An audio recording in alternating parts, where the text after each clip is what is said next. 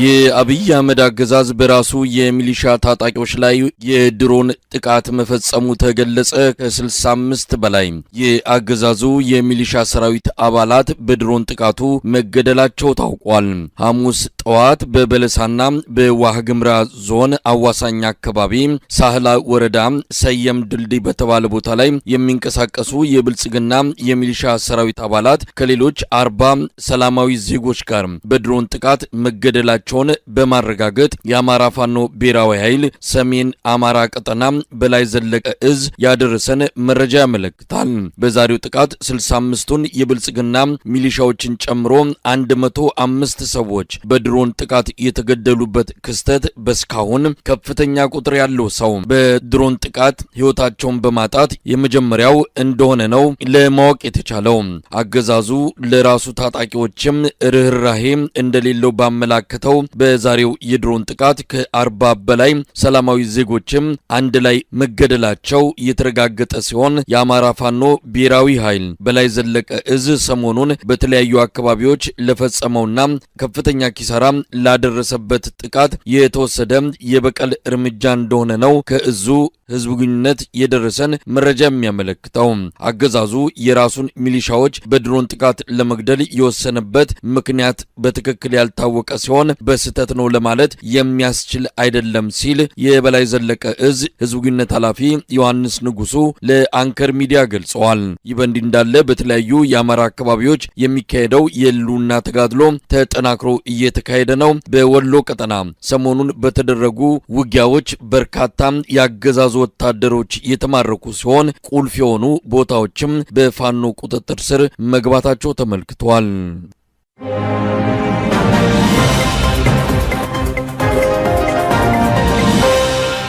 በአብይ አህመድ ሐሳብ አፍላቂነትና የበላይ ተቆጣጣሪነት የተጀመረውና የአማራን ህዝብ አንድነትን ለማዳከም ታልሞ እየተካሄደ ያለው ጎንደርን እንሞሽራት መርሃ ግብር የጥምቀትን በዓል ምክንያት በማድረግ በ100 ሚሊዮን ብር ወጪ ከፍተኛ በሆነ ድግስ የተከናወነ መሆኑ ታወቀ። ከ50 በላይ ጋዜጠኞች፣ ቲክቶከሮች፣ የፊልም ባለሙያዎች፣ አርቲስቶችና ጸሐፊዎች ከፍተኛ ገንዘብ ተከፍሏቸው ለ10 ቀናት ጎንደር ከተማ መግባታቸውንም ያገኘነው መረጃ ያመለክታል። በአብይ አህመድ የታቀደውና ባለቤቱ ወይዘሮ ዝናሽ ታያቸውን ጨምሮ ፕሬዝዳንት ታየ አስቀስላሴ፣ የፌዴሬሽን ምክር ቤት አፈ ጉባኤ አገኘው ተሻገር፣ የኢንዱስትሪ ሚኒስትሩ መላኩ አለበል እንዲሁም የጎንደር ከተማ ከንቲባ አቶ ቻላቸው በአስተባባሪነት የሚመሩት ጎንደርን እንሞሽራት ፕሮጀክት ዋነኛ ተልዕኮ የአማራው ህዝብ በብልጽግናው አገዛዝ ላይ የጀመረውን ትግል ማዳከም፣ ለኦሮሚያ ብልጽግና የስልጣን ስጋት እንዳይሆን ማድረግ መሆኑን አንከር ሚዲያ ባገኘው መረጃ ላይ ተመልክቷል። ጎንደርን እንሞሽራት ፕሮጀክት ብልጽግና በአማራ ክልል ያጣው ተቀባይነት እንዲሁም እየተዳከመ የመጣው ፖለቲካዊና ወታደራዊ ቁጥጥር መልሶ ለማግኘት የታሰበ ሲሆን ለዚህም ጎንደርን ነጥሎ የማልማትና ከሌላው የአማራ ህዝብ ጋር ቅራኔ ውስጥ መክተት የጎንደር እንሞሽራት መርሃ ግብር ዋነኛ ተልዕኮ እንደሆነም ታውቋል። የፋኖ ትግል በተቀጣጠለበትና በርካታ ወረዳዎች ከአገዛዙ ነጻ በተደረጉበት በዚህን ወቅት ክልሉ ሰላም ነው፣ አሁንም ብልጽግና እያስተዳደረው ነው የሚል መልእክት ለማስተላለፍ ታቅዶ የጥምቀት በዓልን በማስታከክ መጠነ ሰፊ የገጽታ ግንባታ እንቅስቃሴዎች ከትላንት ጀምሮ በመካሄድ ላይ መሆናቸው ተመልክቷል። የጎንደር ከተማ በከፍተኛ የሰላም እጦት እየታመሰ ሆስፒታሉ ለአንድ ቀን ቀጠሮ 6 ወራትን እየሰጠ መሰረተ ልማቶች ተዘግተውና ፈራርሰው የጥይት እሩምታ በየቀኑ እየተሰማ ባለበት ቀጠና ከ100 ሚሊዮን ብር በላይ ወጪ በማድረግ በከፍተኛ ወታደራዊ ጥበቃ የ10 ቀናት ድግስ በጎንደር እየተካሄደ መሆኑ ነው የተገለጸው። ለእያንዳንዱ ጋዜጠኛ፣ ቲክቶከር፣ አርቲስትና ታዋቂ ሰው የአውሮፕላን ቲኬት 25,000 ብር፣ የ10 ቀናት የሆቴል ቆይታ በቀን 2,000 ብር አበል እንዲከፈላቸው የተደረገ ሲሆን ይህንን በማስተባበር የባህል ሚኒስትር ዴኤታው ነብዩ ባዩ እንዲሁም ተጓዡ ጋዜጠኛ በሚል ራሱን የሚጠራው ሄኖክ ስዩም የብልጽግናው አገዛዝ የፕሮፓጋንዳ ክፍልን እየመሩ እንዳለም ተመልክቷል። በጥቅሉ ለጋዜጠኞችና ቲክቶከሮች እንደዚሁም ለአርቲስቶች ከ30 ሚሊዮን ብር በላይ መመደቡ ታውቋል። በኦሮሚያ ብልጽግና ባለስልጣናት ልዩ ትኩረት የተሰጠው የጎንደሩ ሰሞንኛ ትዕይንት የደመቀ እንዲሆን አባገዳዎችና የሀገር ሽማግሌዎች ወደ ጎንደር እንዲሄዱም ተደርገዋል።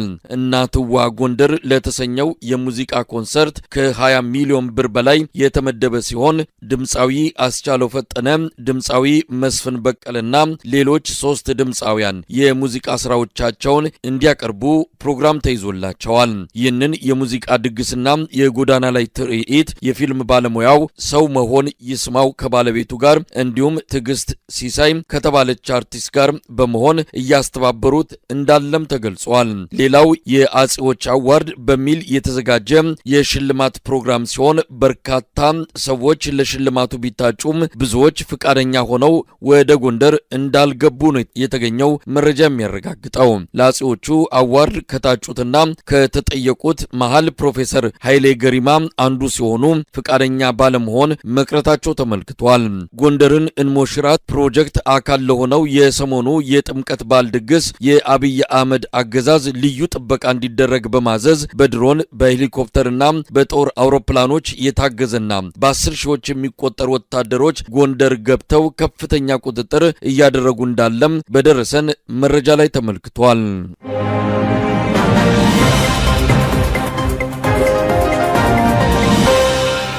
የአፋር ክልል በይፋ ባልተገለጸ ወታደራዊ እዝ ስር እንደሚገኝ ተገለጸ። በሌተናል ጀነራል ተስፋዬ ቸኮል የሚመራው ወታደራዊ እዝ ካለፈው ሳምንት ጀምሮ ክልሉን መቆጣጠሩን ያገኘነው መረጃ ያመለክታል። ይህን በተመለከተም የመከላከያ ምክትል ኤታ ማዦር ሹም ጀነራል አበባው ታደሰ ለአፋር ክልል የጸጥታና ደህንነት አመራሮች ትዕዛዝና መመሪያ ማስተላለፋቸው ተመልክቷል።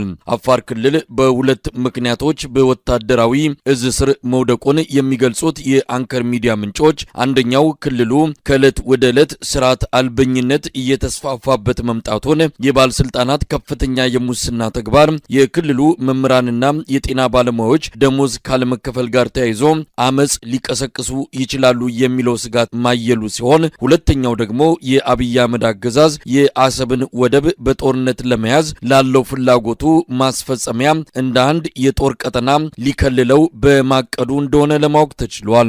የአፋር ብሔራዊ አንድነት ግንባር ኡጉጉሙ የተሰኘው ታጣቂ ቡድንም ከጊዜ ወደ ጊዜ ኃይሉን በማጠናከር በተለይም ከኤርትራ በሚያዋስኑ የአፋር አካባቢዎች ወታደራዊ እንቅስቃሴ መጀመሩ ለአብይ አህመድ አገዛዝ ከፍተኛ ስጋት መፍጠሩና ወታደራዊ እዝ ለማቋቋም ውሳኔ ላይ እንዲደርስ ማድረጉም ተመልክቷል። ከቅርብ ጊዜ ወዲህ የአፋር ክልል ባለስልጣናት አገዛዙን እየካዱ መጥፋታቸውንና ታጣቂ ኃይሎችን መቀላቀላቸው ያሰጋው የአብይ አህመድ አገዛዝ ክልሉን በመከላከያ ቁጥጥርና እዝ ስር ለማድረግ እንዲወስን እንዳደረገው ነው ለማወቅ የተቻለው። ሌተናል ጀነራል ተስፋዬ ቸኮል በአሁኑ ጊዜ የክልሉን አጠቃላይ የጸጥታ ሁኔታ የሚቆጣጠረው የመከላከያ መዋቅርን እየመሩ መሆናቸው ተገልጿል። ለአብይ አህመድና ሽመልስ አብዲሳ ተልዕኮ አስፈጻሚ በመሆን የሚወቀሱት የክልሉ ፕሬዝዳንት አቶ አወል አርባ በከፍተኛ የዘረፋ ተግባር ውስጥ እንደተሰማሩ በሕክምና ሰበብ በየጊዜው ወደ ውጭ ሀገራት እንደሚሄዱና ሰሞኑንም ወደ ዱባይ፣ ቱርክ፣ ታይላንድ፣ ሳውዲ አረቢያ እንደሚጓዙ ነው በደረሰን መረጃ ላይ ተመለከተው።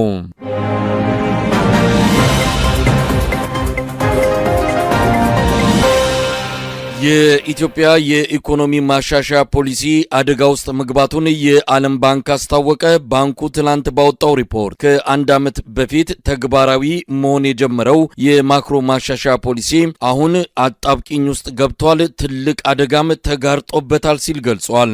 የዓለም ኢኮኖሚን በተመለከቱ ያሉ ሁኔታዎችን በተነተነበት የ2026 ጥር ወር ሪፖርቱ የዓለም ባንክ የኢትዮጵያ ኢኮኖሚ ከውጭ እርዳታ መድረቅና በሌሎች ምክንያቶች የተነሳ ክፉኛ አደጋ ውስጥ ይገባል ብሏል።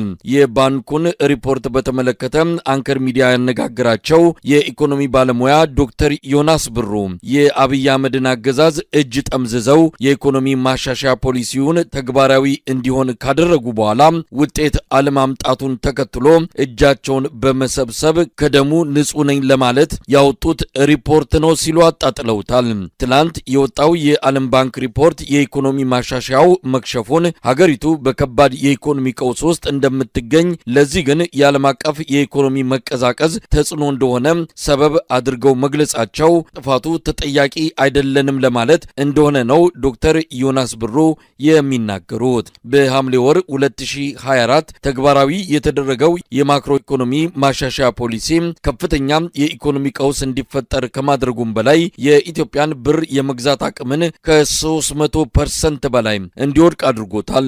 ብሉምበርግ በቅርቡ እንደዘገበው የኢትዮጵያ ብር በዓለም ደካማ ከሆኑ 3 የገንዘብ ኖቶች አንዱ መሆኑ ተረጋግጧል። የኢኮኖሚ ማሻሻያው የኢትዮጵያን ምጣኔ ሀብት በእጥፍ ወደ ታች እንዲወርድ እንዲዳከም፣ በአጠቃላይም ኢትዮጵያን ለከፍተኛ አደጋ የዳረገ መሆኑን የኢኮኖሚ ባለሙያዎች ይገልጻሉ።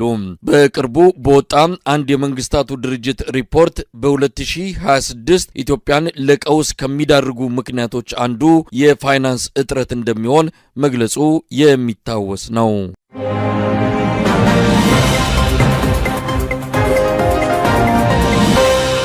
በመጨረሻም የህዝብ ተወካዮች ምክር ቤት አባልና የአብይ አህመድ አማካሪ እዚህ ዋሽንግተን ዲሲ በሆቴል ውስጥ ህይወታቸው አልፎ መገኘታቸው ተገለጸ።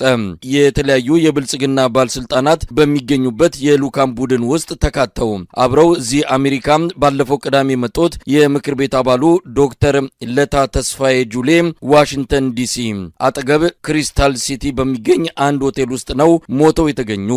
ዶክተር ለታ የደምቢዶሎ ዩኒቨርሲቲ ፕሬዝዳንት እንደነበሩ፣ በወቅቱ በታጣቂዎች በርካታ አመራሮች ሲገደሉ እሳቸው ተርፈው አዲስ አበባ ጠቅልለው የገቡ ከ300 ሚሊዮን ብር በላይ በተፈጸመ የሙስና ወንጀል ተጠርጥረው ሊከሰሱ ሲሉ በአብይ አህመድ ውሳኔ ከእስር ያመለጡ የሳይንስና ቴክኖሎጂ ሚኒስትር ዴኤታ ሆነው ያገለገሉ፣ በሞት እስካለፉበት ጊዜ ድረስም በህዝብ ተወካዮች ምክር ቤት የኦሮሚያ ብልጽግና ተወካይ የፓርላማ አባል የሆኑ እንዲሁም ከቴክኖሎጂ ጋር በተያያዘ የአብይ አህመድ አማካሪ በመሆን ሲያገለግሉ እንደነበረ ነው ያገኘነው መረጃ የሚያመለክተው።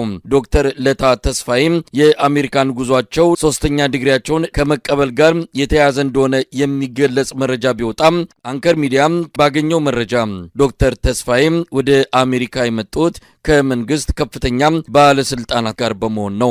ዶክተር ለታ ተስፋዬ ከልዑካን ቡድኑ ጋር አብረው ውለው በሰላም ካረፉበት ሆቴል መግባታቸውና ጠዋት ላይ ግን በህይወት አለመኖራቸው መታወቁን የአርሊንግተን ፖሊስ ጉዳዩን እያጣራው እንደሆነ ባገኘነው መረጃ ላይ ተመልክቷል። ዘግይቶ በደረሰን ዜና ደግሞ ዶክተር ለታ ተስፋዬ አስክሬናቸው ዋሽንግተን ዲሲ በሚገኘው የኢትዮጵያ ኤምባሲ አማካይነት መወሰዱንና በሚቀጥሉት ቀናት ወደ ሀገር ቤት እንደሚላክ ታውቋል። የሞታቸው መንስኤ ግን በፖሊስም ሆነ በኤምባሲው በይፋ የተገለጸ ነገር የለም።